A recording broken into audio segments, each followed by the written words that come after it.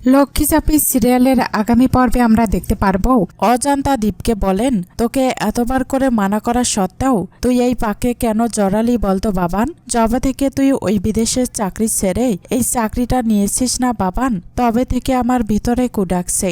তোকে আমি বারবার করে সাবধান করেছিলাম যে বাবান ভেবেচিন্তে চাকরিটা নেই। তুই তো শুনবি না আমার কোনো কথা। ওই ঝাঁপি চতুর্দিকে গন্ডগোল পাকিয়ে রেখেছে, আর তার ফল তো তোকে ভোগ করতেই হবে। গায়ে যদি আগুন লাগে না বাবান, তাহলে দেবালয়ও বাদ পড়ে না।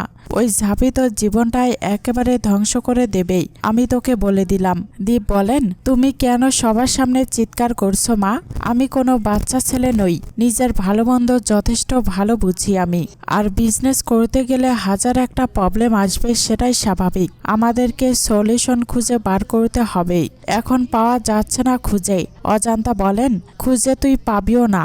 আমি তোকে বলছি শোন, তুই খুঁজে পাবি না। কেন পাবি না বলতো? কারণ এসব ঝাঁপি নিজের তৈরি করা। এদিকে দীপ রনিতকে বলেন, যতদিন যাচ্ছে না রনিত, তোরা দুজন আমার চোখে আস্তে আস্তে নিচে নেমে যাচ্ছিস। তোদের থেকে বেশি কিছু এক্সপেক্ট করিও না আমি, কিন্তু কি বলতো, নিচে নামারও তো একটা সীমা থাকে। তোরা সব সীমা ছাড়িয়ে গেছিস। তোদের মতিগতি দেখে আমি বলতে বাধ্য হচ্ছি, যে পথে তোরা এগোচ্ছিস সে পথ খুব খারাপ। স্পষ্ট আমি এটা দেখতে পাচ্ছি। একদিন তোরা দুজনে বসে জেলের ভাত খাবি, পারলে আয়নার সামনে গিয়ে দাঁড়াস। নিজের সুবুদ্ধি সব জলাঞ্জলি দিয়েই নিজেদেরকে কোথায় দাঁড় করিয়েছিস দেখিস। তোদেরকে না এখন কিছু বলতে গেলে মনে হয় সময় নষ্ট হচ্ছে আমার। তোরা আর মানুষ হবি না, কোনো চান্স নেই।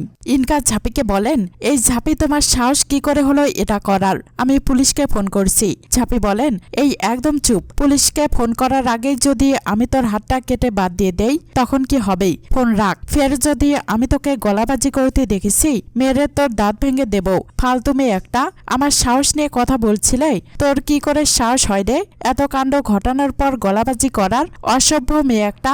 কারোর কোনো অনিষ্ট না করেই দিনরাত খাটাখাটনি করেই আমি গরিব মানুষের পাশে দাঁড়ানোর চেষ্টা করছি। নিজের চেষ্টায়, নিজের পরিশ্রমের স্বপ্ন পূরণ করার চেষ্টা করছি। আর তোরা বারবার আমার সেই স্বপ্নকে তছনছ করে দিতে চাইছিস কেন রে? কাট্টিবাজি করা ছাড়া আর কোনো কাজ নেই তোদের? যবে থেকে বিজনেসটা খুলেছি তবে থেকে একই কাজ করে যাচ্ছিস তোরা। একটা মানুষ আর কতটা সহ্য করতে পারে? যদি তোদের এতই লড়াই করার ইচ্ছা থাকে, আয় না, সৎ পথে আয়, চোখে চোখ রেখে লড়াই কর। সেই মুহূর্ত নাই, খালি আড়াল থেকে শয়তানি করা। ইনকাদি, তুমি নাকি বিরাট শিক্ষিত মানুষ, মানুষ হওয়ার পাঠটাই শেখালো না তোমায়?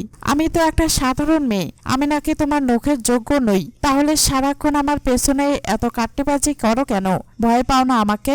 তুমি যাকে ভালোবাসতে, সে ভালোবাসার মানুষটাও আজ তোমায় ঘৃণা করে।